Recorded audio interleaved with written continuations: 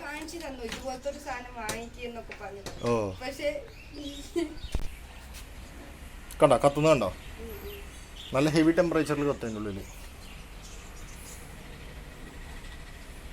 ഇനി ഡയപ്പറുടെ ഒരു കഷ്ണം എടുത്തിട്ട് നോക്കിയാണെങ്കിൽ നുള്ളി പിടിച്ചെടുത്താൽ മതി. അതുകൊണ്ട് എടുത്തോ. നമസ്കാരം, ബയോമെക് ഇൻസ്റ്റിറ്റ്യൂട്ടിൻ്റെ പുതിയൊരു വീഡിയോയിലേക്ക് സ്വാഗതം.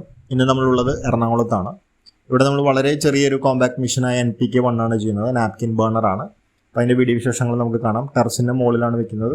വളരെ കോമ്പാക്റ്റ് എന്ന് പറഞ്ഞാൽ നമുക്ക് ഈസി ആയിട്ട് ഒരു ഓൾട്ടോ കാറിൽ കൊണ്ടുപോകുന്ന അത്ര വലിപ്പമേ ഉള്ളൂ. ഇതിനകത്ത് വീഡിയോ സ്കിപ്പ് ചെയ്ത് കാണുമെന്ന് പ്രതീക്ഷിക്കുന്നു. പോകാം വീഡിയോയിലേക്ക്. നേരത്തെ പറഞ്ഞ പോലെ നമ്മുടെ കോമ്പാക്ട് മെഷീനാണ്. NPK1 എന്നാണ് മെഷീൻ്റെ പേര്.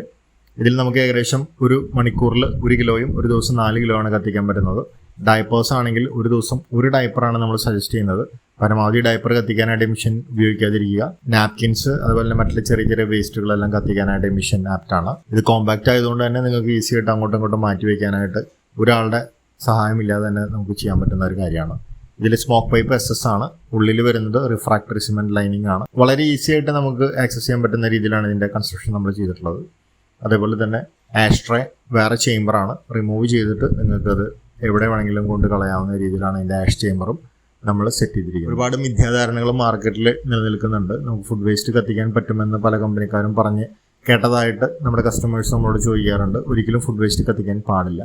ഫുഡ് വേസ്റ്റ് എന്നല്ല, നനഞ്ഞ ഒരു വേസ്റ്റ് നമ്മൾ കത്തിക്കാനായിട്ട് സാധിക്കില്ല. നനഞ്ഞ വേസ്റ്റ് തന്നെ നമുക്കൊരു ജസ്റ്റ് ഒന്ന് സെമി വെറ്റിലേക്ക് മാറിയതിന് ശേഷമേ കത്തിക്കാൻ പാടുള്ളൂ. ഡയപ്പേഴ്സ് ആയാലും നാപ്കിനായാലും എന്താണെങ്കിലും നമ്മൾ നനഞ്ഞത് അങ്ങനെ തന്നെ ഇട്ട് കത്തിക്കുമ്പോൾ അതിനുള്ളിൽ പുക കൂടുതൽ വരും. അതുപോലെ തന്നെ ഉള്ളിലെ ആ റിഫ്രാക്ടറി ലൈനിങ് ഒക്കെ പൊട്ടാനുള്ള സാധ്യതകൾ കൂടുതലാണ്.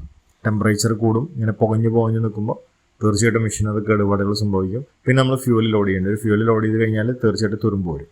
അപ്പോൾ ഒരിക്കലും ഫുഡ് വേസ്റ്റ് കത്തിക്കാനായിട്ട് ശ്രമിക്കരുത്. ഫുഡ് വേസ്റ്റ് എന്ന് പറഞ്ഞാൽ നമ്മൾ ബയോഗ്യാസ് പ്ലാന്റിൽ ഇട്ട് അതിനെ സംസ്കരിച്ച് ഗ്യാസാക്കി മാറ്റാനാണ് സാധിക്കുള്ളൂ.